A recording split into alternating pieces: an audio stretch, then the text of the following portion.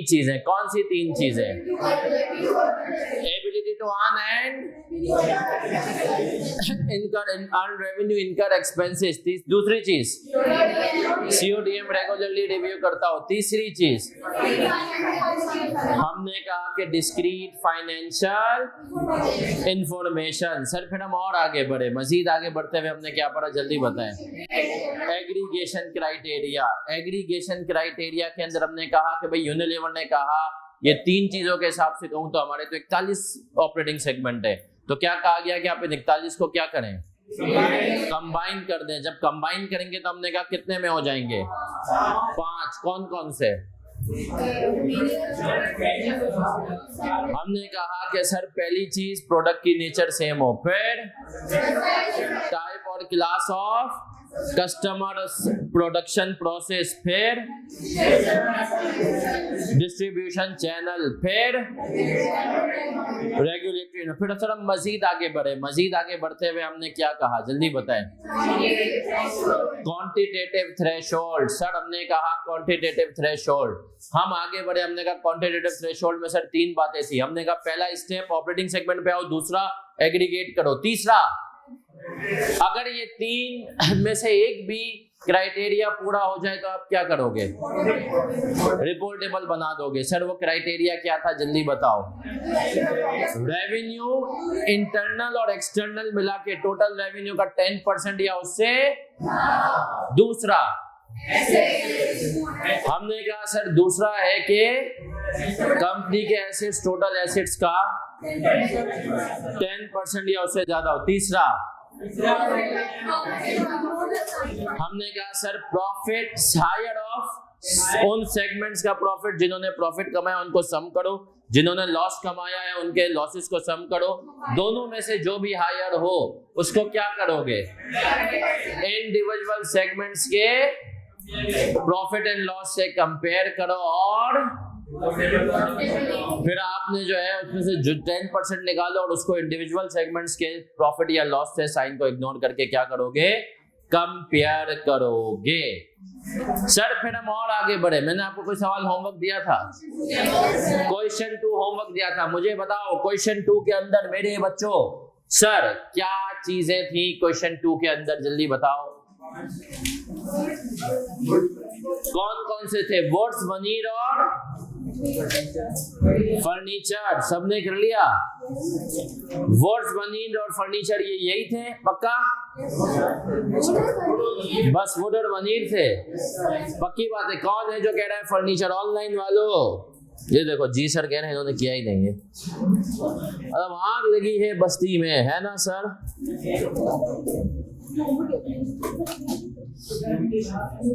चलिए सर आगे बढ़ता हूं मेरा बच्चा, सबकी तवज्जो इधर, सबकी तवज्जो इधर। अब हमने कहा कि सर ये सवाल तो हमने कर लिए, अब अगला जो मरहला आया है वो किसका आया है, पास्ट पेपर्स के सवालात का। क्योंकि सर ये जो हमने सवालात किए ना, ये सवालात इजी थे, पास्ट पेपर्स के सवालात इससे ज्यादा इजी हैं। आप जब अभी पास्ट पेपर्स के सवालात के ऊपर आएंगे मेरे बच्चों तो आप बोलेंगे कि सर कितने इजी सवालात हैं, मतलब ऐसा लग रहा है कि इससे आसान तो कोई टॉपिक ही नहीं है। ऐसा लग रहा है कि FAR 1 से भी आसान टॉपिक है ये। ऑनलाइन वालों ग्रुप में आपको भी शेयर हो चुके हैं।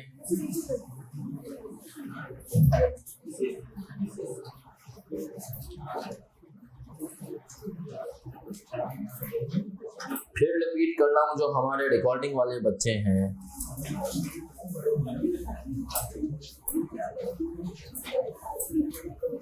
उनको जो है सर हैंडआउट्स देखने पड़ेंगे।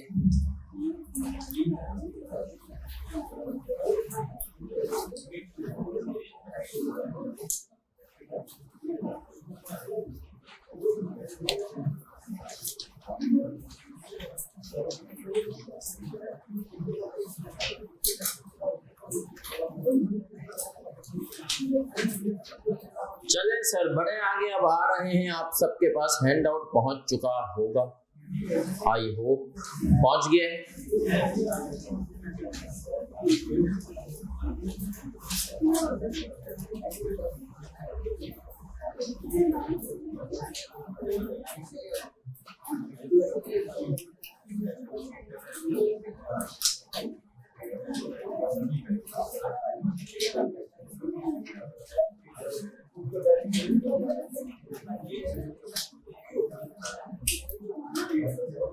चलिए सर, अब हैंड आउट में एक सवाल आ रहा है, हीरा लिमिटेड। कौन सा सवाल? डायमंड। देख रहे हैं सर, डायमंड लिमिटेड के नाम से मेरा बच्चा एक सवाल है, और ये जो सवाल है डायमंड लिमिटेड वाला, क्वेश्चन नंबर 2। अब देखें इसकी रिक्वायरमेंट क्या है। Identify the reportable segments under IFRS along with brief justification. आपने जस्टिफिकेशन तो देनी है, लेकिन कौन सी है? ब्रीफ। ब्रीफ जस्टिफिकेशन मतलब वही जो मैंने कल रीजन बनाया था कि सर 7 नंबर का सवाल है। देखें पेपर में कभी कभी वो बॉल पड़ती है जिसपे आपको छक्का मार देना है, सही? ये वो बॉल थी जिसपे आपको छक्का मारना है। 7 नंबर का सवाल है, और इस 7 नंबर के सवाल को आपने 5 मिनट में पूरा करना है, उसी फॉर्मेट में जिसमें मैंने आपको बताया है। 7 नंबर का सवाल, 5 मिनट इसके लिए बहुत हैं। शुरू हो जाएं। और इसके बाद ये जब आप कर लेंगे तो हम कल ACC वाला जो एक सवाल था उसकी ड्राफ्टिंग भी करते हैं। कितने लोगों ने घर से की?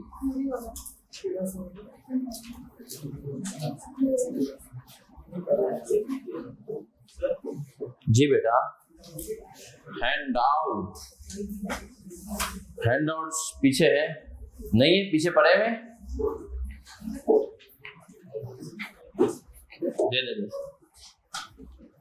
दे देंगे।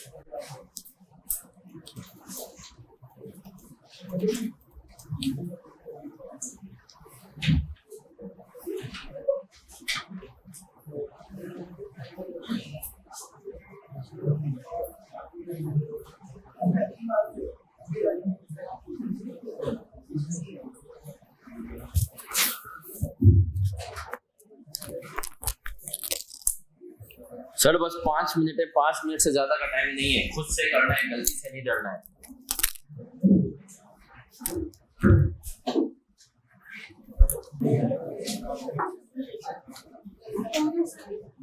जी बच्चों, डन एंड डस्टेड या ओनली डस्टेड? कौन कौन से?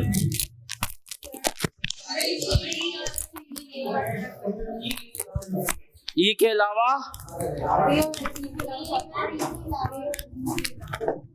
ए और ई के अलावा सारे? पक्की बात है?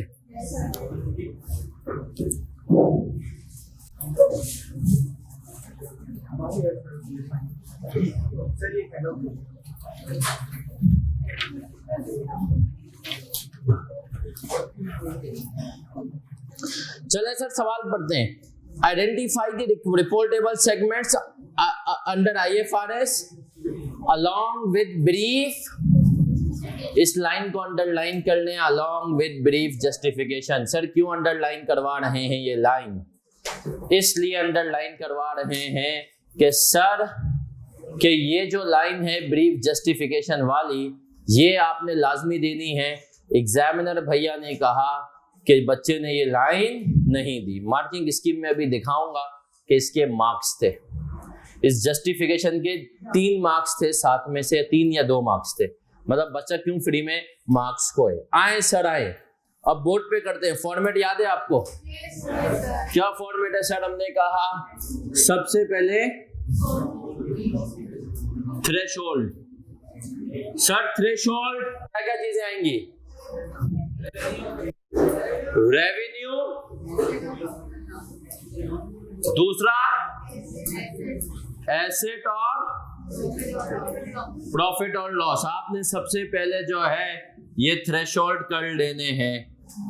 सर टोटल रेवेन्यू क्या सवाल में गिवन है हमें? यस सर, टोटल रेवेन्यू सवाल में गिवन है। कितना गिवन है? 3,17,500। तो सर रेवेन्यू की बेस पे कितना हो जाएगा? 3,17,500 मल्टीप्लाई बाय 10%। कितना हुआ? 3,1,5 0। आगे बढ़ेंगे, एसेट्स कितने, सवाल में गिवन है सर एसेट्स भी कितने, 88,400 मल्टीप्लाई बाई 10% कितना, प्रॉफिट एंड लॉस पे आते हैं। इसकी छोटी सी वर्किंग है, working 1 higher of sum of profits. Sir ये वर्किंग पेपर में बतानी होती है, बिल्कुल बतानी होती है। Higher of sum of profits, या आपने कहा दूसरी चीज क्या है, सम ऑफ लॉस। प्रॉफिट वाले सेगमेंट्स कौन कौन से हैं,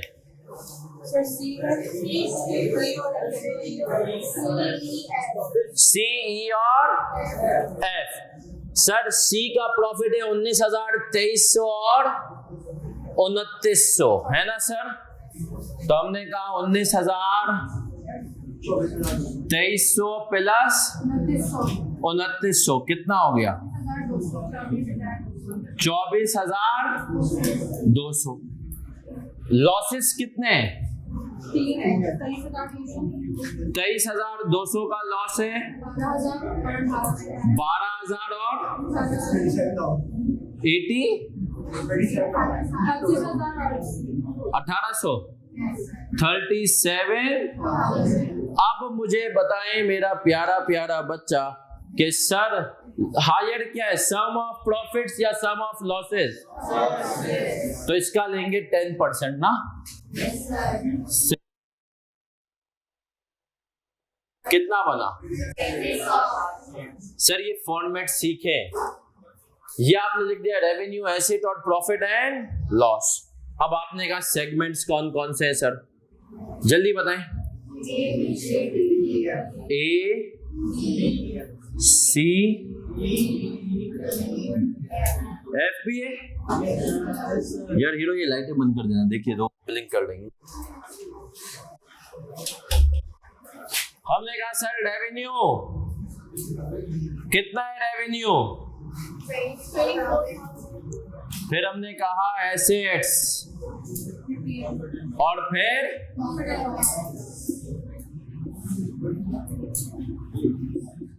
फिर हमने कहा जस्टिफिकेशन। देखिए वर्ड क्या यूज किया है, क्या आप जस्टिफिकेशन दें, तो हमने कहा चले जी हम जस्टिफिकेशन दे देते हैं। तो जस्टिफिकेशन का वर्ड आ गया किस बेसिस पे बन रहे हैं। सर याद रखें, जब सर क्लास में सवाल करने के लिए देना मेरा बच्चा, तो आपने याद रखना है कि वो जो सवाल आप करेंगे वो आप लोग प्रॉपर फॉर्मेटिंग सबके साथ करेंगे। चले सर, रेवेन्यू कितना था इसका, 24,000 टोटल, इसका 190, 500, 24, 23, 28। चले सर, रेवेन्यू की बेस पे कौन कौन सा है, सिर्फ और सिर्फ बी है। ये जस्टिफिकेशन है रेवेन्यू इसकी। आए एसेट्स बताते जाएं, 5,000,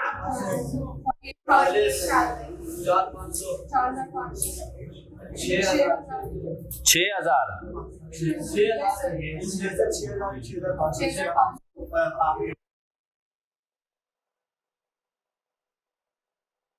सिर्फ एक बच्चा पास हुआ तो पेपर मुश्किल आया।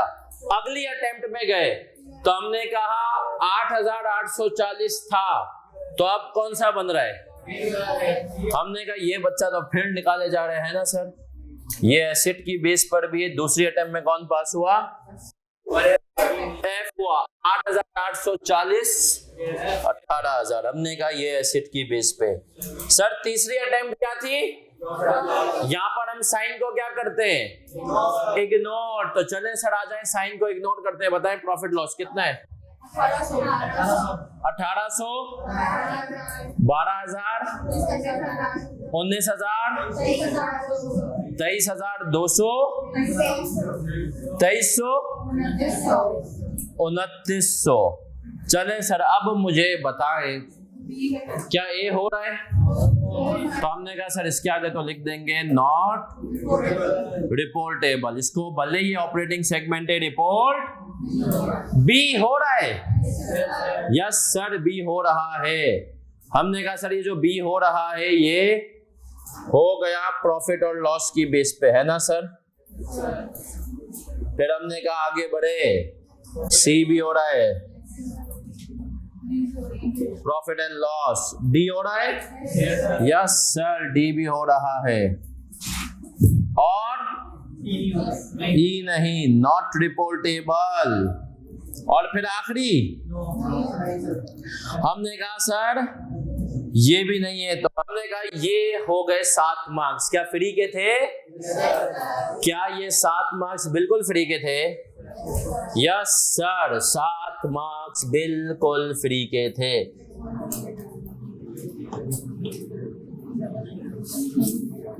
हाय हाय सर, वो लाइट के कनेक्शंस मेरा बच्चा एक साथ है ना इनके। जी कोई सवाल था? उसका आंसर अभी लिखवाऊंगा। हम इंतजार कर रहे थे कि आप लोग आ जाएं, फिर हम लिखवाएंगे सर उसका आंसर। ठीक है, ये करें, कॉपी कर लिया, आसान है। लेकिन सर अब आए इसमें एक और कॉन्सेप्ट की तरफ जा रहे हैं, आए उसको एग्जांपल से समझते हैं। स्टैंडर्ड ने कहा यार कुछ चीजों की बाज मर्तबा एक मिनिमम रिक्वायरमेंट होती है। कौन सी रिक्वायरमेंट होती है? क्या मतलब सर? अभी बताता हूं। आपको मैच रखना है प्रॉपर क्रिकेट का, मिनिमम कितने लड़के चाहिए होते हैं? आप 11 के बगैर टूर्नामेंट में हिस्सा ही नहीं ले सकते। अब आपने अपने दोस्तों को जमा किया, ये वो इधर उधर, कुल मिला के ये बनते हैं 10। कितने लोग बनते हैं? अब एक बंदा कम है, एक लड़के को आपने बुलाया, उसने कहा यार देखो मैं आ तो जाऊंगा, कुछ जाहिर सी बात है ब्रेक में खाना पीना होगा, सब मिलेगा। उसने कहा लेकिन यार मुझे ना क्रिकेट खेलने बिल्कुल नहीं आती, और फील्डिंग भी मैं जो है ना मतलब अपने हिसाब से करूंगा, ऐसी जगह खड़ूंगा जहाँ पे भागना ना पड़े। लेकिन आपको टूर्नामेंट में टीम डालनी है और कोई लड़का अवेलेबल ही नहीं है, 10 लोग आप लोग थे, तो आप उस 11वें को अकोमोडेट करेंगे? यस सर, मजबूरी है। आपने कहा मजबूरी है। तो यहां पर स्टैंडर्ड ने भी एक बात कही, बड़े गौर से सुनना। स्टैंडर्ड ने कहा देखो यार, ऑपरेटिंग सेगमेंट तुमने बहुत सारे आइडेंटिफाई किए, उसको एग्रीगेट कर लिया। रिपोर्ट टेबल जिनको तुम कह रहे हो ना, तुम उसके लिए तुमने ये वर्किंग की सूरत में ये जो 6 आए थे, उन 6 में से 2 आपने कह दिया कि जो है नॉट रिपोर्टेबल है, ए और ई। आपने कहा सही है। स्टैंडर्ड ने कहा जिनको बाकी 4 रिपोर्टेबल है, अगर मैं कहूं तो यहाँ पे रिपोर्टेबल कितने? 4। रिपोर्टेबल कितने सर? 4। कौन कौन से? B C D F. Standard भैया ने कहा यार ये जो बी सी डी एफ है ना, इनका एक्सटर्नल रेवेन्यू 75% होना चाहिए टोटल एक्सटर्नल रेवेन्यू का। इसको हम कहते हैं वाइल्ड कार्ड। अब बड़े गौर से सुनना, ये वही लड़का है। अब अगर हमने कहा, इसने कहा देखो ये जो 4 लड़के हैं ना, इन 4 लड़कों का रेवेन्यू 75% होना चाहिए टोटल कंपनी के रेवेन्यू की। और जब हम कंपनी की बात करेंगे तो कंपनी का मतलब है एक्सटर्नल रेवेन्यू। कौन सा रेवेन्यू? उसने कहा इनका रेवेन्यू टोटल एक्सटर्नल रेवेन्यू का 75% होना चाहिए। सही है सर। अब बड़े गौर से सुनना नौजवानों, हमने कहा अगर नहीं है तो क्या करेंगे?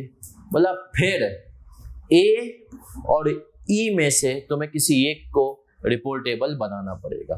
तो ये जो ए और ई में से तुम रिपोर्टेबल बनाओगे, उसको आपने कहा हम कहेंगे वाइल्ड कार्ड एंट्री। हम मेरी जबान में इसको वाइल्ड कार्ड एंट्री कहते थे ना, किसी शो वो में होता है कि वाइल्ड कार्ड एंट्री। हम आईएएस की जबान में इसको कहेंगे 75% रूल। पहले पढ़ते हैं इसको, फिर इस सवाल के ऊपर अप्लाई करेंगे। तो नौजवानों की बड़ी जमात, क्या आप हैं मेरे साथ? हमेशा शिजा बेटा दोनों लिखेंगे, प्रॉफिट और लॉस। सही है सर। एक बच्चे का सवाल है कि सर क्या रीजन है कि आपने ये किया है। एक बच्चे का सवाल है कि क्या रीजन है कि आपने 75% रूल आया है। मटीरियलिटी सुन लो सर देखें ना, हम जिसको रिपोर्टेबल कह रहे हैं इनके बारे में हमें अलग अलग चीजें बतानी है। तो स्टैंडर्ड ने कहा भाई जब शेयर होल्डर को कम से कम जो टोटल तुम्हारे सेगमेंट्स हैं वो सेगमेंट्स जो हैं जिनको तुम रिपोर्ट कर रहे हो वो कम से कम टोटल कंपनी का 75% तो बताएं। शेयर होल्डर को 75% की जो डिटेल जानना जरूरी है। अगर 75% नहीं बन रहे तो मुझे नहीं पता, वाइल्ड कार्ड एंट्री दे देना कोई भी दो ऐसे सेगमेंट्स को जो रिपोर्टेबल ना हो। अगर अभी हम देखेंगे, अप्लाई करेंगे, हम देखेंगे इनकी जो सेल्स है टोटल कंपनी की एक्सटर्नल सेल्स का 75% है या नहीं है। अगर हुई तो सही है, नहीं हुई तो हम ए या ई में से किसी एक को पकड़ेंगे और उसको इनके साथ रिपोर्टेबल बना देंगे, हालांकि उसने कोई क्राइटेरिया मीट नहीं किया। समझो वो बच्चा सोर्स पे आया है। किस पे आया है? सोर्स पर। पर्ची है, सही है, जैसे कि आजम खान आए सर। देखेंगे ना अभी आ जाए। हाँ अभी आएंगे सर, आए सर आए। अब हम आगे बढ़ रहे हैं मेरे बच्चों, और अब आगे बढ़ते हुए हम सवाल में देखेंगे। सर आज एक बच्चे का सवाल है, दोनों में से कौन सा चूज करेंगे जिसकी एक्सटर्नल सेल सबसे ज्यादा होंगी। लेकिन अभी रुक जाएं, पहले इस सवाल में 75% रूल को समरी से तो पढ़ने दें। जरूरत है भैया?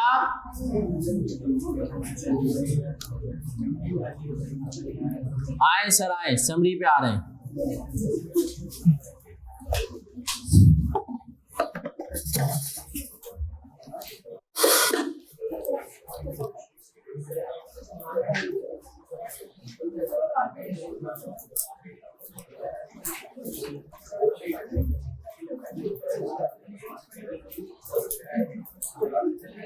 चलिए सर 75% रूल क्वांटिटेटिव थ्रेशोल्ड में देखें, दूसरी जो बुलेट आ रही है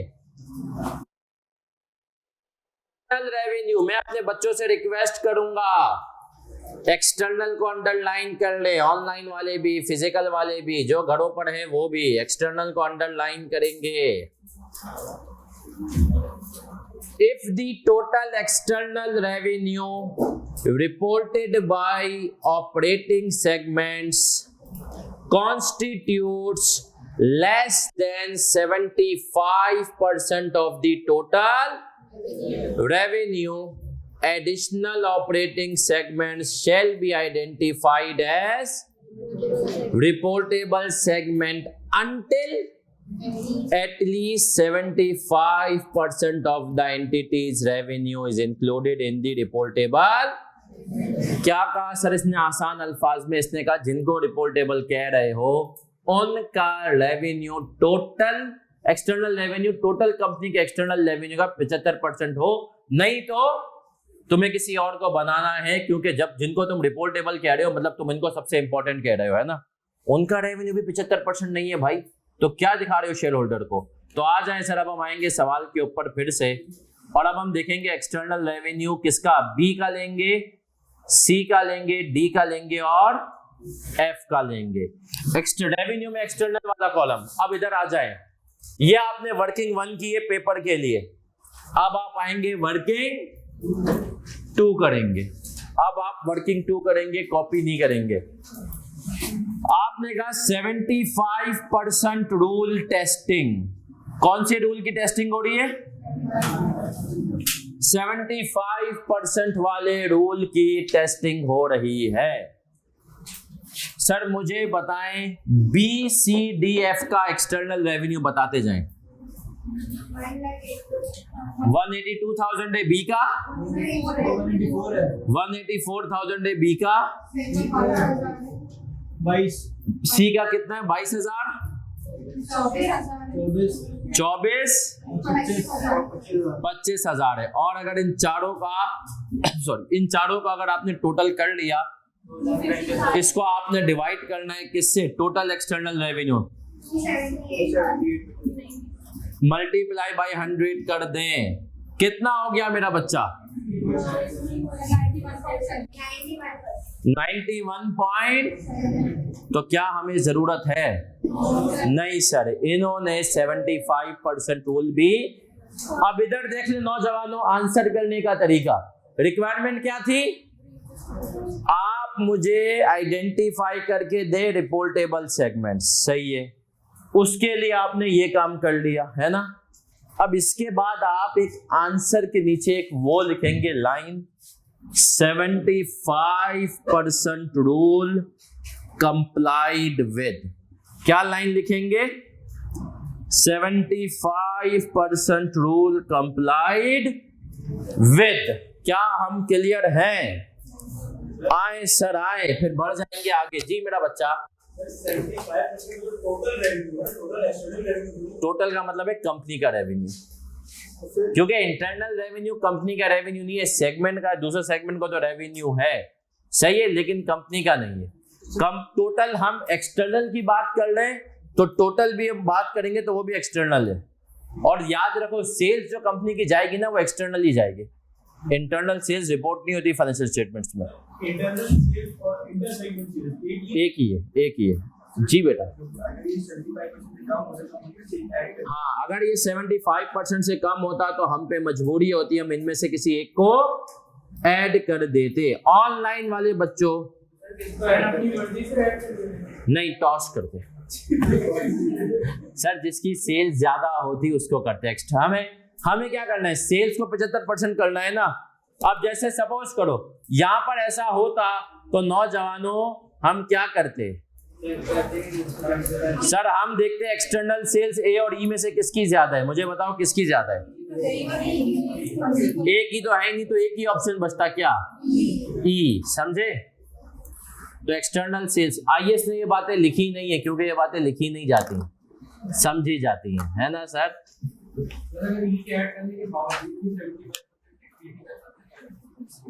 तो सर इस सवाल में तो कर ही जाता, एक ही तो है ही नहीं। मैं इसके सवाल को, एक बच्चे का सवाल है, सर हमने एक सेगमेंट को ऐड कर लिया फिर भी 75% नहीं बन रहा, तो एक और को करोगे, सही है? 75% तो करना ही है। जी बेटा, उसका भी फिर हम एक्सटर्नल, मैंने कहा ना वाइल्ड कार्ड एंट्री में अगर 75% नहीं है तो आपको इसको ऐड करने के लिए लाजमी है क्या? किसी एक को आप अलग से फिर आइडेंटिफाई करें। और किसको आइडेंटिफाई करेंगे? जिसकी एक्सटर्नल सेल्स ज्यादा है। किसका? तो कुछ गड़बड़ कर रहा है, तूने सिर्फ एक्सटर्नल रेवेन्यू लिया। आए सर आए, बढ़े आगे, आए सर आए, आगे बढ़ते हैं। हम एसीसी वाला सवाल जो कल हमने होमवर्क दिया था, मुझे याद है, कितने लोगों ने घर से ट्राई किया? ईमानदारी से बताएं।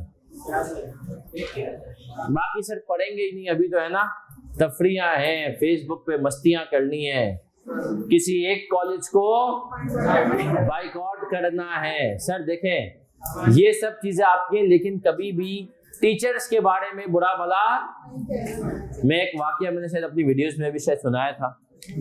सर मेरे सच्चा है, मेरा एक दोस्त था, मेरे साथ का दोस्त था, और हम दोनों ने सीए साथ शुरू किया। मैं मॉड्यूल ई में माशाल्लाह पहुंच गया, उसके पेपर रुके हुए थे। अच्छा, उसके अब्बा बहुत ज्यादा शार्प माइंडेड आदमी, वो देखते थे कि यार ये पूरा दिन पढ़ता है, मुझे देखते थे कि ये गली में खेलता वेलता सब कुछ है, लेकिन उसके पेपर नहीं निकलते मेरे बच्चे के। और हम दोनों के एकेडमिक्स बचपन की भी साथी है कि उसके अब्बा ने मुझे बोला बेटा घर पे आओ। मैं उनके घर पे गया, बोला मुझे समझ में नहीं आता कि यार तू पढ़ता भी इससे कम है, ये पढ़ते के पेपर नहीं निकलते। मैंने कहा जितना शरीफ आपको घर में दिखता है ना, कभी आप आए इंस्टीट्यूट, टीचर्स की नाक में दम कर रखा है, टीचर्स को गालियां, क्लास में मतलब टीचर्स की नकलें उतारना, मतलब ऐसे सारे काम किए हुए। मतलब टीचर जब ये क्लास में दाखिल होता है ना, टीचर परेशान हो जाता है कि अभी ये कहाँ आ गया, सही है। तो मैंने कहा ये हरकत है, इसको बोले सुधार ले। मैं यकीन उसके अब्बा ने उसको मेरे सामने ही लगाई एक दो, और जो है फिर उसको टाइट किया।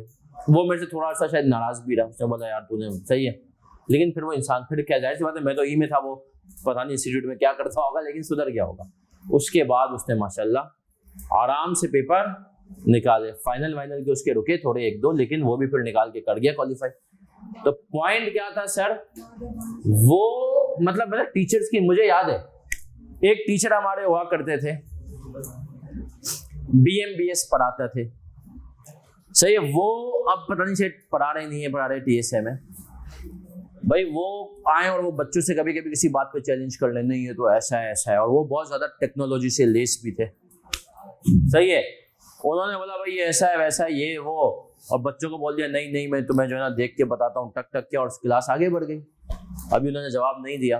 एक सीन तो मुझे याद है जो BMBS में उसने किया था मेरे, उसमें 75% के वो मतलब 10 मतलब आधे एक डेढ़ घंटे बाद उठ के पूछता है सर को, सर क्या हुआ, चाइना का लैपटॉप था, अभी तक आपके लैपटॉप से आंसर नहीं निकला। तो सर की हालत बड़ी खराब हो गई, सही है, मतलब सर को गुस्सा भी आया कि अरे किस किस्म का, इसी तरीके से कभी क्लास में कुत्ते की आवाज निकाले, कभी बिल्ली की आवाज निकाले, उसके तो पॉइंट क्या था। लेकिन जब वो सुधरा तो उसकी पेपर भी, तो सर याद रखें कुछ एक्सटर्नल फैक्टर्स होते हैं जो बाज मर्तबा पता नहीं चलता आपको और आप कर रहे होते हैं, तो ख्याल रखा करें और आए। अब आगे बढ़ेंगे, आप तो खैर अच्छे बच्चे माशाल्लाह, है ना sir.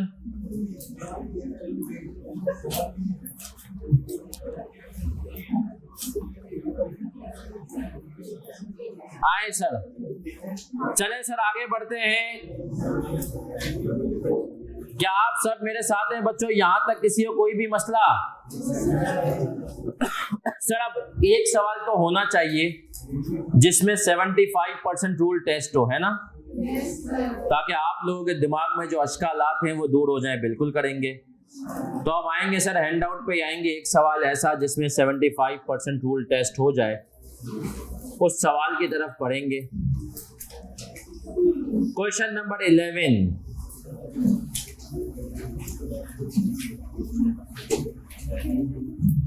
Case and TNS limited. आए सर आ जाएं। Case and TNS limited are listed company. Question number 11 है, पेज नंबर 6 पे है।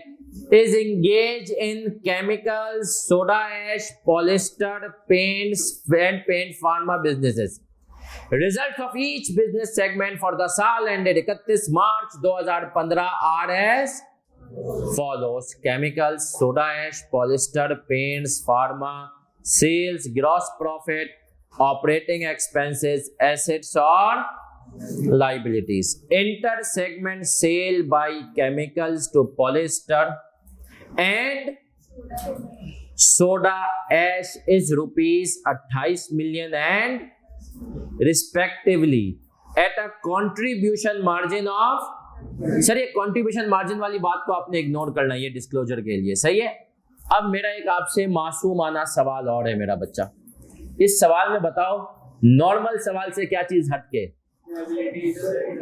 लाइबिलिटीज तो पिछले सवालों में भी थी, एक आध में।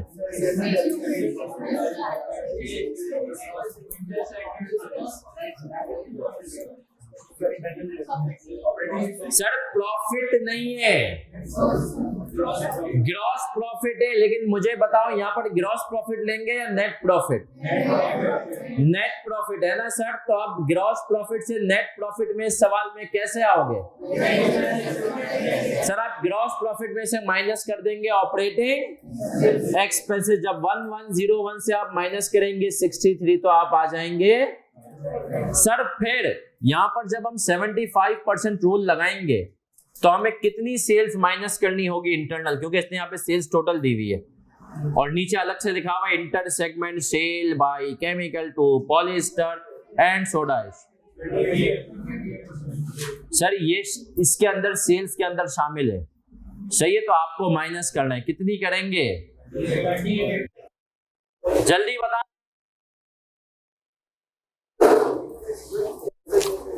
ऑनलाइन वालों तुमसे सवाल अभी बताता हूं हुसैन। यावर क्या आप हमारे साथ जुड़े हुए हैं?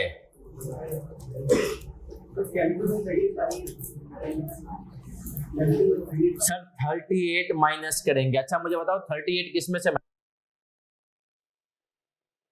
करेंगे या पूरी केमिकल से? सर पूरी केमिकल से। फिर से पढ़ते हैं, inter segment sale by chemicals to polyester and soda ash is 28 and 10। Chemical ने ही पॉलिएस्टर को भी की है, केमिकल ने ही सोडा ऐश को भी की है। ऐसा ही है सर, बिल्कुल। Respectively at a contribution margin of 23%। तो मेरे नौजवानों आगे बढ़ते हैं। अगला जो पैराग्राफ है इसका ताल्लुक भी डिस्क्लोजर से है। इतनी इंफॉर्मेशन काफी है। आपने रिपोर्टेबल सेगमेंट आइडेंटिफाई करने हैं और यहाँ पर 75% रूल भी लगाना है। यहाँ पर आपने देखना है 75% रूल लगा के कि क्या रिपोर्टेबल सेगमेंट की सेल्स। 5 मिनट दे रहा हूं, देखो ये क्लास में प्रैक्टिस करनी है टाइम बाउंड होके। 5 मिनट है आपके पास। ये ऑपरेटिंग एक्सपेंस के बारे में वो लिखा हुआ है, वो डिस्क्लोजर के लिए। इसका पार्ट इतने में हमसे हो जाएगा। सर गलती से नहीं करना है, 5 मिनट, केवल 5 मिनट है, जल्दी जल्दी। 38 को माइनस करेंगे किसके लिए? 75% रूल के लिए। अच्छा, एक बच्चे का सवाल सर नेट प्रॉफिट क्यों लेंगे? क्योंकि सर हम जितना सेगमेंट में रिफाइंड फिगर ले सके उतना अच्छा है। रिफाइंड फिगर कैसे आएगी? जब हम नेट प्रॉफिट को निकालेंगे, क्योंकि ग्रॉस प्रॉफिट की बेस पर हम कंप्यूटेशंस चाहें तो कर सकते हैं, लेकिन जब बिल्कुल नीचे वाली फिगर नेट प्रॉफिट पाएंगे वो ज्यादा रिफाइंड फिगर होगी, सेगमेंट की ज्यादा अच्छी इंफॉर्मेशन शेयर होल्डर के पास जाएगी। पर्पस तो उसको अच्छी इंफॉर्मेशन देना है ना। नहीं, वो हमें चाहिए भी नहीं। बड़े आगे, गलती से ना डरे नौजवानों, गलती से नहीं डरना है आपने। ना ही ये पहली है ना ही आखिरी है।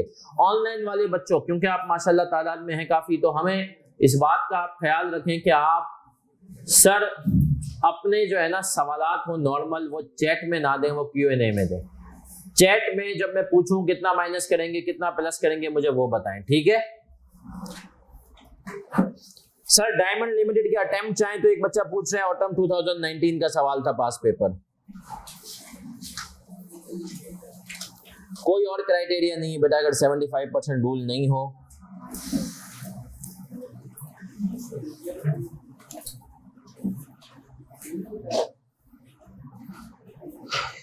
एक बच्चे का सवाल है, चले हम इस सवाल के बाद पढ़ते हैं। सर कंट्रीब्यूशन मार्जिन को कुछ भी नहीं करना, ये सब चीजें डिस्क्लोजर के लिए जो इंशाल्लाह कल की क्लास में पढ़ेंगे। सैयद अरसलान में सही कर देता हूं।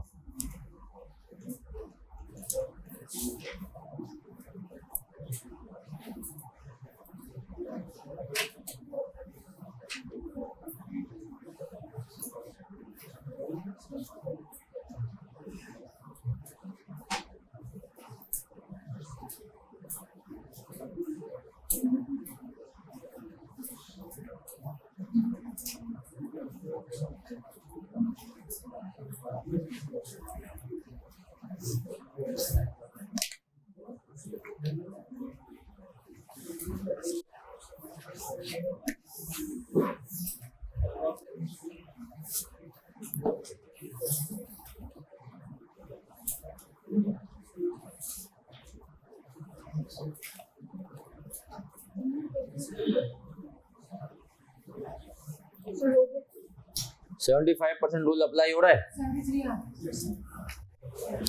सर दो जवाब आ रहे हैं, एक हमारा दोस्त कह रहा है 75% रूल कंप्लाइड ही, एक कह रहे हैं नहीं है।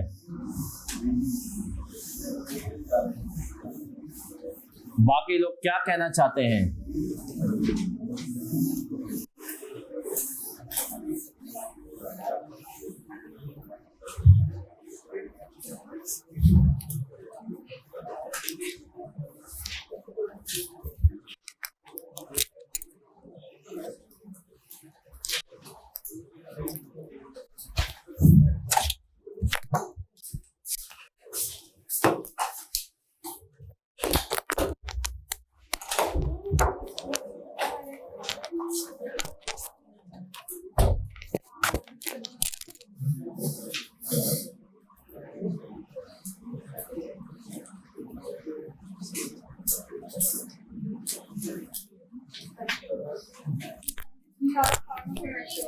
नहीं है। क्या 75% रूल मेरे नौजवानों कंप्लाइड है?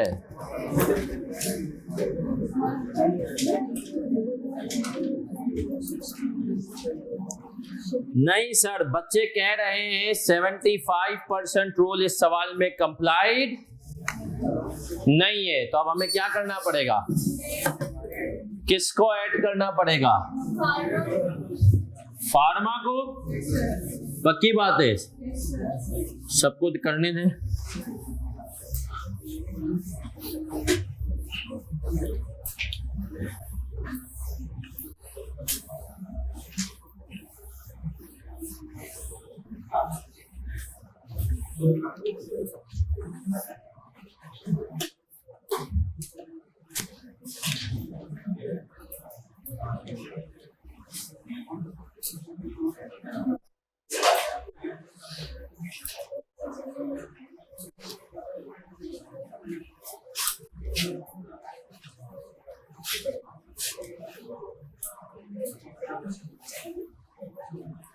चलिए सर बताएं कौन कौन से सेगमेंट से इनके? Chemical soda ash, chemicals soda ash, polyester, paints और फार्मा। सर खुद से सवाल करें, पड़ोसी से ना पूछे बच्चों, फिजिकल वालों। चले सर क्राइटेरिया पे आते हैं। नौजवानों जल्दी बताओ, टोटल रेवेन्यू कितना है?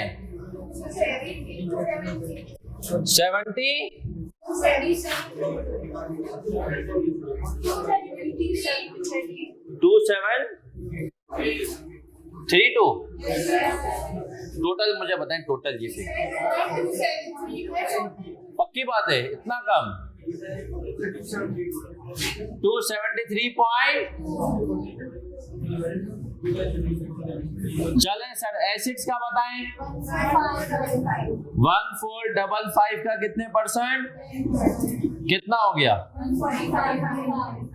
145 यहाँ पर किसी का लॉस आ रहा है? सारा ही प्रॉफिट है। तो हमें ये वर्किंग करने की जरूरत है। पेपर में सर स्मार्ट काम करें। जब आपने देख लिया किसी का लॉस, पक्की बात है लॉस नहीं आ रहा, कैसे पता? आपने ग्रॉस प्रॉफिट में से माइनस करके देखा। चले सर ये छोटी सी वर्किंग कर लेते हैं। हमने कहा ग्रॉस प्रॉफिट लेते हैं, समझाने के लिए आपको कर रहा हूं, पेपर में आपको। सुनो मेरा बच्चा, स्मार्ट स्टडी कौन सी स्टडी करनी है? स्मार्ट स्टडी का तकाजा है कि फालतू चीजों को इग्नोर किया जाए। अब सुनना, कुछ वर्किंग्स मैं आपको समझाने के लिए करूंगा क्लास पे। आपने पेपर में, मैं आपको बता भी दूंगा पेपर में ये वर्किंग करने की, ये मैं सिर्फ आपको समझाने के लिए कर रहा हूं। फार्मा सोडा ऐश, नहीं सॉरी केमिकल्स था ना पहले,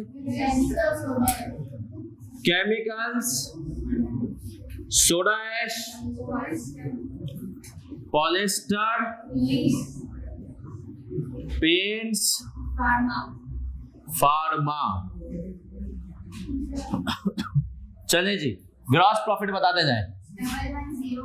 1101, 117, 48, 26, 31। हमने कहा इसमें से क्या माइनस करेंगे? Operating expenses. कितने मेरे बच्चों? 63, 57, 23, 16 और 12। प्रॉफिट कितना आ गया? 1038, 60, 25, 10 और 19। टोटल बता दो। 11, तो हमने कहा 1152 का कितने परसेंट? कितना हुआ? 11.5.2। 11.5.2। सर अब हमारे पास आ गई ये सारी फिगर्स। अब आ जाए सर रेवेन्यू कितना है, इंडिविजुअल बताते जाएं। 1790 216 22 247 252। एसेट्स बताएं। 637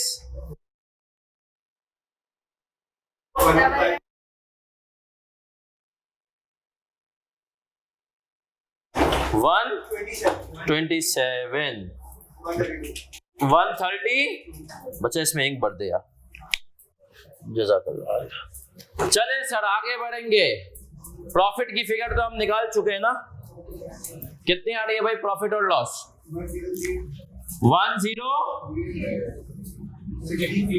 60 20। सर अब एक करके 273.2 से जिसका भी रेवेन्यू ज्यादा है रिपोर्टेबल किसका है? केमिकल्स। बाकी किसी का है? चले सर 145.5 से जिसके भी एसेट्स केमिकल्स और सोडा ऐश।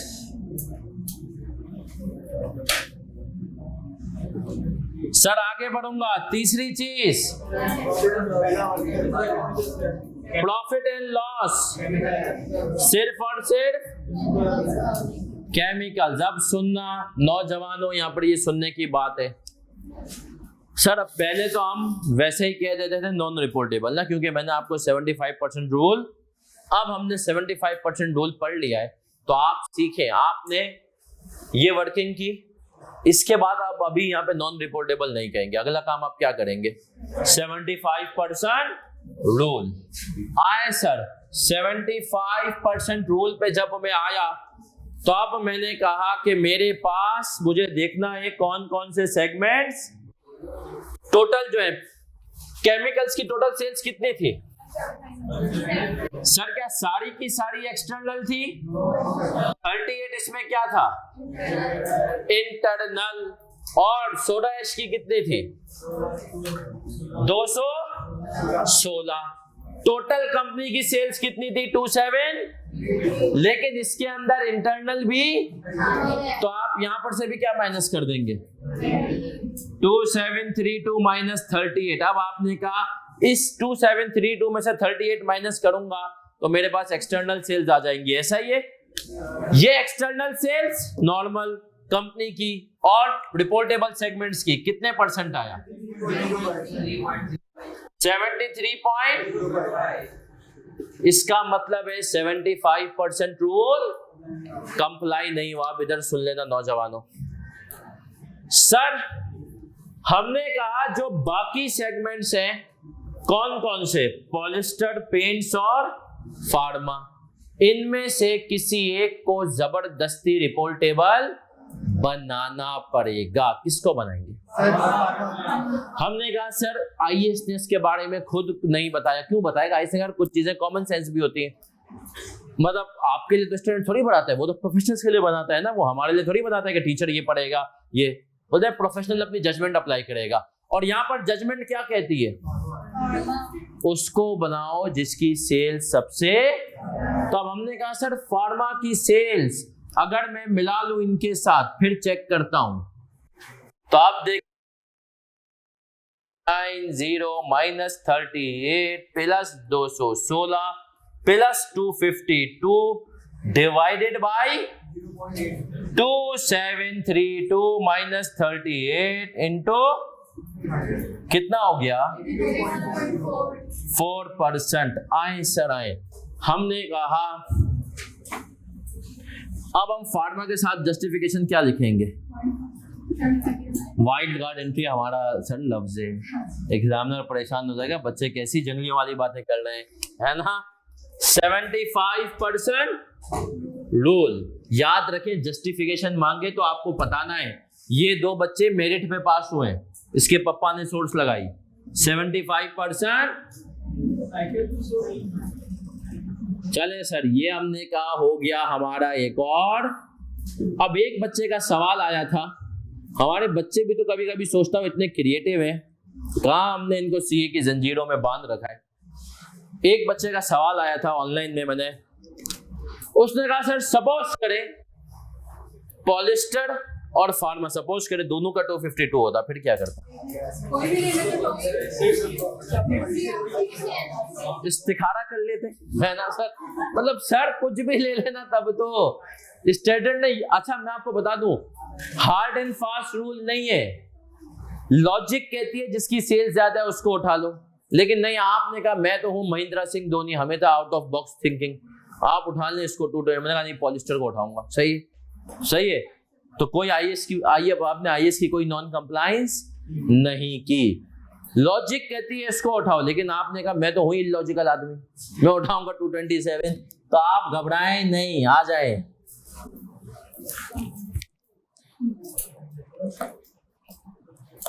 सही है सर, तो हमने 252 इसलिए उठाया कि हमने कहा जिसकी सेल सबसे ज्यादा है एक्सटर्नल वो उठाएंगे। क्या हम यहां तक क्लियर हैं?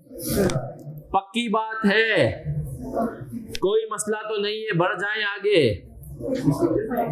सर इसका डिस्क्लोजर तो है, अब आएंगे एसीसी वाले सवाल, लेकिन उससे पहले मेरा दिल कह रहा है तुम्हें पास्ट पेपर का एक और एमसीक्यू करा दें, तैयार हो? पक्की बात है।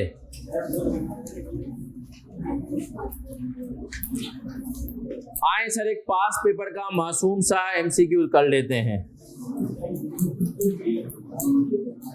आप लोगों की ऑनलाइन वाले बच्चों स्क्रीन पे आ रहा है पास पेपर वाले हैंडआउट में, रिकॉर्डिंग वाले जो बच्चे देखेंगे वो रिकॉर्डिंग में देखेंगे।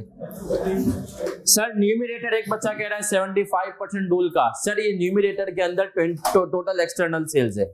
इस सवाल में जो टोटल सेल्स गिवन थी वो 2732 थी, ऐसा ही है, लेकिन इस 2732 के अंदर 38 की सेल वो शामिल थी जो केमिकल ने पॉलिस्टर को भेजी थी। ये एक्सटर्नल सेल्स कंपनी की नहीं थी, कंपनी की एक्सटर्नल सेल्स कौन सी होती है? जो बाहर किसी को भेजा है। इसीलिए मैंने 2732 जो टोटल सेल्स थी इसमें इंटरनल एक्सटर्नल दोनों शामिल थे, क्या माइनस कर दी? कंपनी की जो इंटरनल सेल्स थी उसको माइनस कर दी। आर वी क्लियर क्रिस्टल वाले? चले सर आगे बढ़ते हैं। बेटा 216 सोडा ऐश है ना, इसलिए प्लस किया, आ जाए। 216 तो सोडा ऐश था सर। अभी जो मैंने एक हैंड आउट पास पेपर वाला दिया है उसके अंदर है सिंगल हैंड आउट।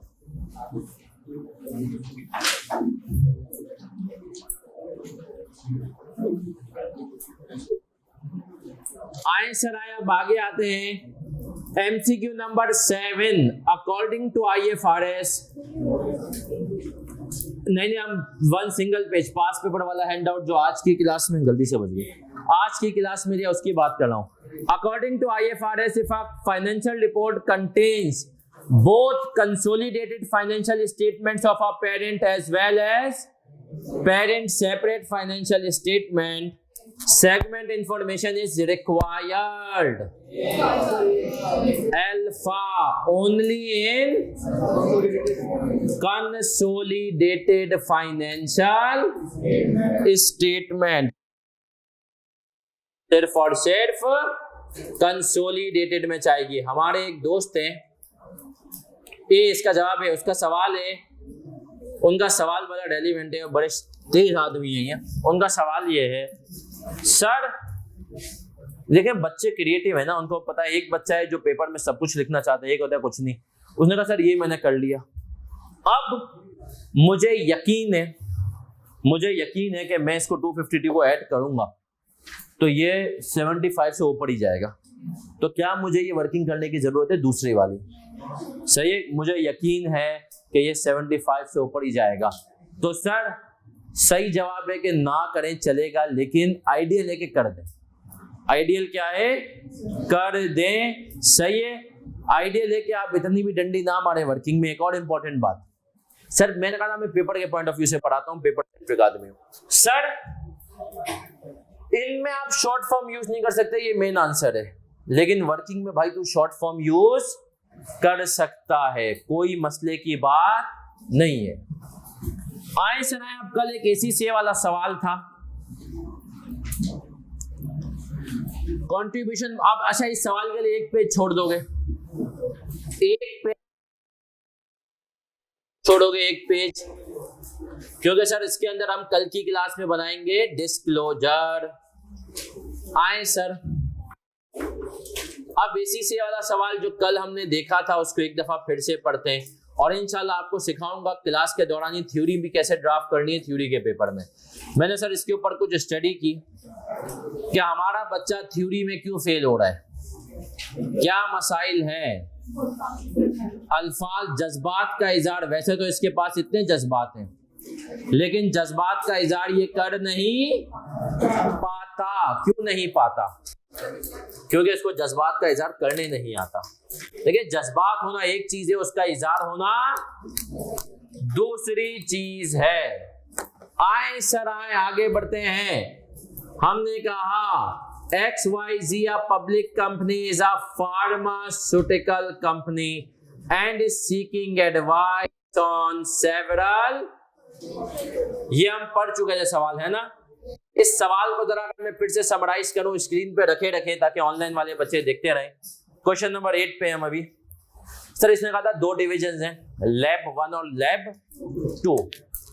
लैब 1 और लैब 2 जो है उनका काम ये कि जो लैब 1 है वो सिर्फ इंटरनल सेल्स करती है, अपनी रिसर्च सिर्फ और सिर्फ 3 डिविजन है हमारे पास, उन डिविजन्स को बेचती है। लेकिन जो लैब 2 है वो डिविजन्स को भी बेचती है। भाई लैब क्या है? जहाँ पे रिसर्च होती है। डिविजन्स कौन सी चीज है? सर मुझे बताएं डिवीजन क्या होती है, जल्दी बताएं। What is division? जहां पर एक तरह से प्रोडक्शन हो रही होती है। तो लैब 1 और लैब 2, देखो फार्मा में जो है ना रिसर्च एंड डेवलपमेंट बहुत होती है। 2 लैब्स हैं जो कि रिसर्च कर रही हैं, 3 डिविजन्स हैं जो कि उनकी रिसर्च खरीदती हैं, उसके ऊपर प्रोडक्ट बनाती हैं। तो लैब 1 इंटरनल को ही काम करके दे रही है, लैब 2 इंटरनल को भी कर रही है और एक्सटर्नल को भी कर रही है। और जो लैब 2 है उसका रेवेन्यू जो है वो 18% है ना सर। फिर उसने बताया था कि लैब 2 और डिविजन्स की परफॉर्मेंस को CODM देखता है, लैब 1 की परफॉर्मेंस को CODM पता है भाड़ में जाए, मुझे कोई परवाह। अब सवाल ये था कि मुझे बताओ क्या दोनों लैब्स को रिपोर्टेबल बनाएंगे? हमने इसका जवाब डिस्कस किया था, नहीं भाई, दोनों लैब्स को रिपोर्टेबल, किसको रिपोर्टेबल बनाएंगे? लैब 2 और लैब 1 के ऊपर क्या लिखेंगे? Operating segment. अब सुनिएगा सर, मैं बताऊं एग्जामिनर का मिजाज समझो मेरा बच्चा। मैं क्योंकि प्रोफेशनल बॉडीज चेक कर चुका हूं, तुम लोग थ्योरी में भी गलती करते हो। एग्जामिनर कहता है यार ये बच्चे जो है ना थ्योरी के पेपर में एक गलती करते हैं।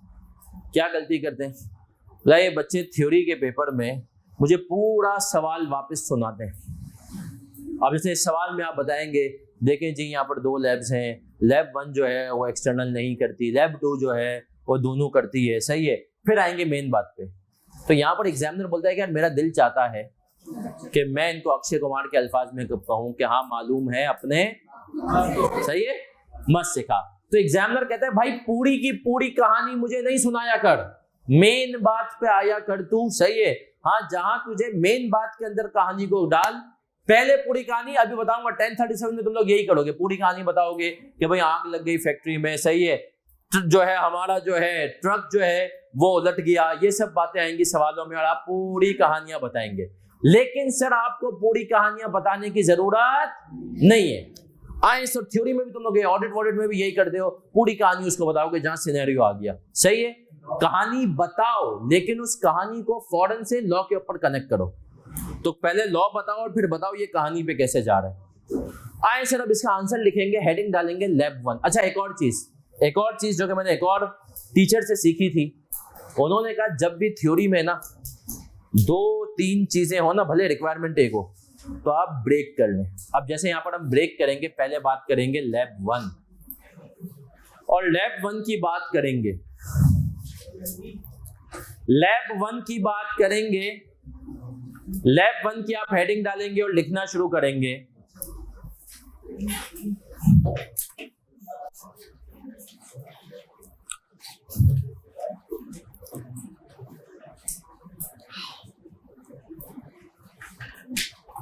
Lab 1 will not be reportable segment. Lab 1 will not be reportable segment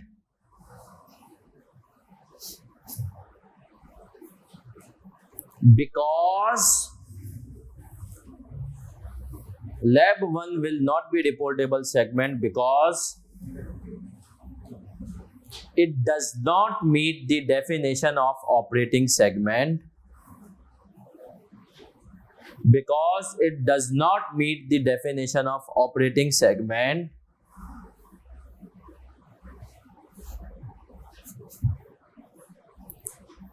as CODM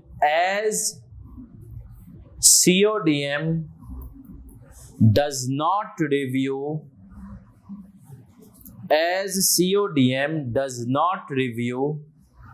its results regularly.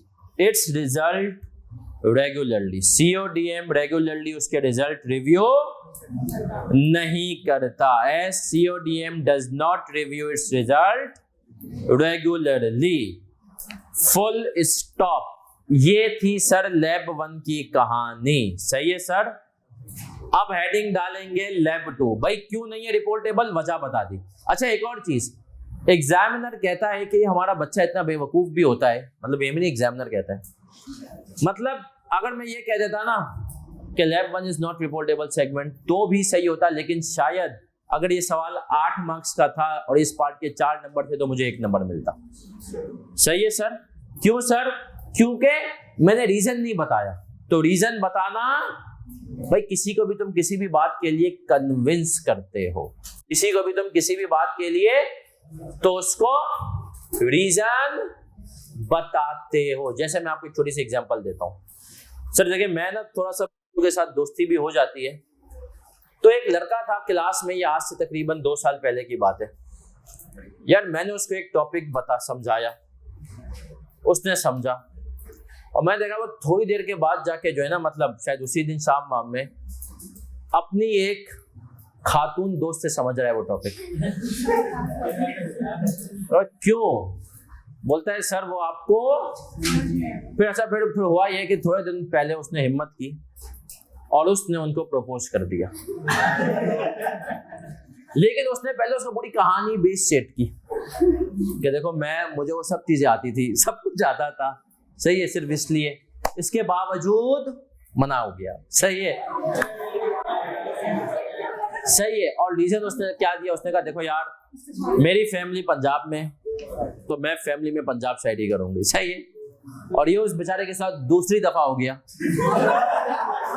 और दोनों दफा रीजन यही था कि सामने वाली पार्टी को पंजाब में करनी थी, तो अब उसको पंजाब से नफरत है. आ जाए सर. तो लेकिन उसने भी रीजन बताया. सही है. तो सर आए लैब 2 की हेडिंग डालें. लैब 2 सर मैं क्वेश्चन थोड़ा अगर लैब 1 डिवीजन के बजाय दूसरी लैब को अपनी काम करनी अपनी सर्विस डिस्ट्रिक्ट और सीओडी में देखता हूं फाइनेंशियल डिस्ट्रिक्ट मैं आऊंगा उसके बाद समझ. सर लैब 2 पे मैं आता हूं. लैब 2 पे आते हैं. लैब 2 में अब आप लिखेंगे lab 2. Lab 2 will be reportable segment. Lab 2 will be reportable segment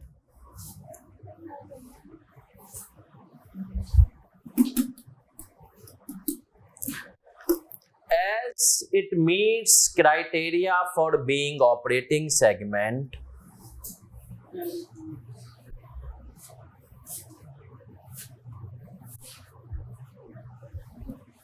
As it meets criteria for being operating segment.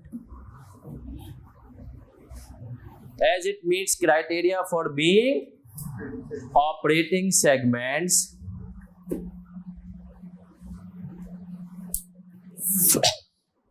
comma, further its revenue amounts to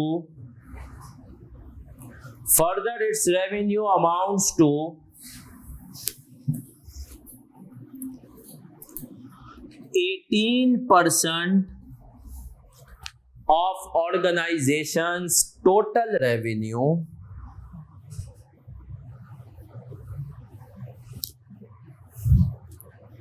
Hence, revenue threshold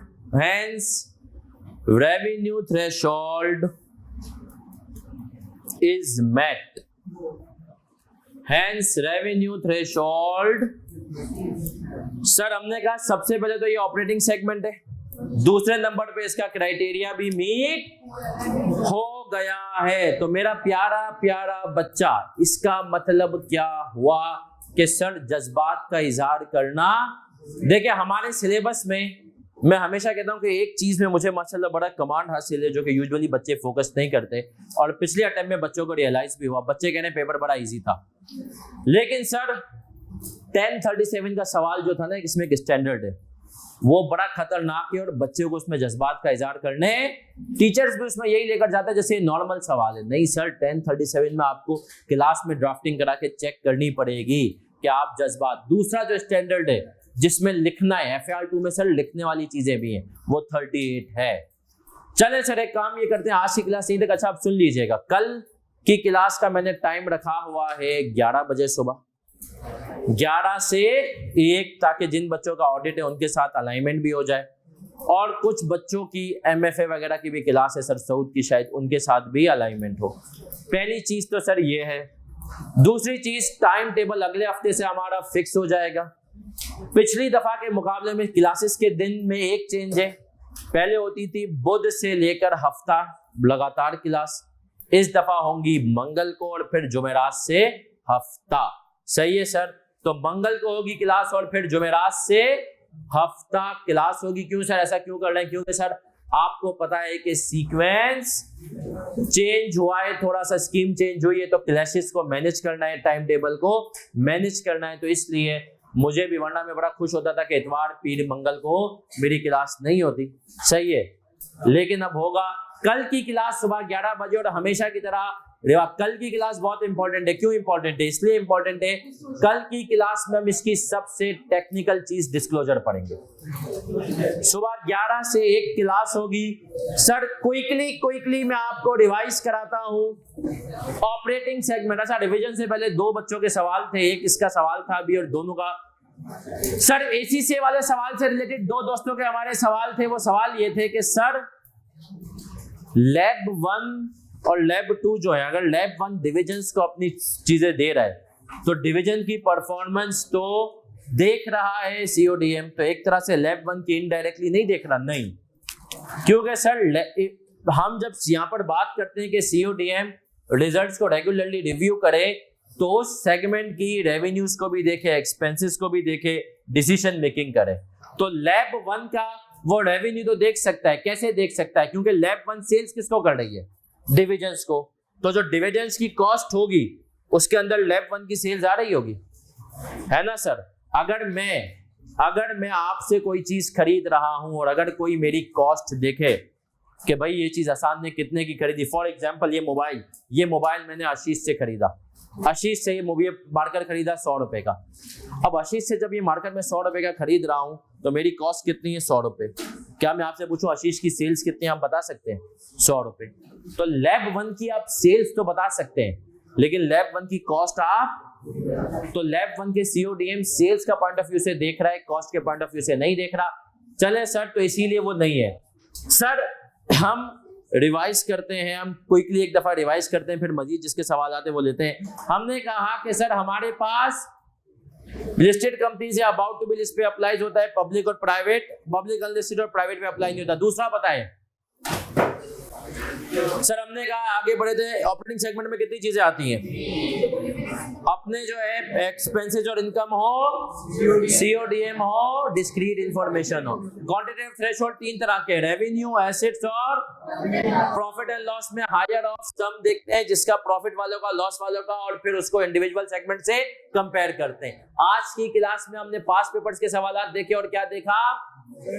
75% rule के। Sir अगर जो है ये हमारे जो है सेगमेंट जितने भी रिपोर्टेबल, उनकी टोटल एक्सटर्नल सेल्स, कंपनी की टोटल सेल्स जो कि एक्सटर्नल सेल्स ही होती है कंपनी की सेल्स, उसका 75% से ज्यादा नहीं है, तो हमें इजाफी तौर पे एक सेगमेंट को उठाना पड़ेगा। जैसे यहाँ पे फार्मा को उठाया और उसको कौन सी एंट्री दी? वाइल्ड कार्ड एंट्री दी। सर कल पढ़ेंगे डिस्क्लोजर, अपना ख्याल रखिएगा। किसी का कोई सवाल है तो पूछ सकता है। यही तो सवाल था तेरा, नहीं?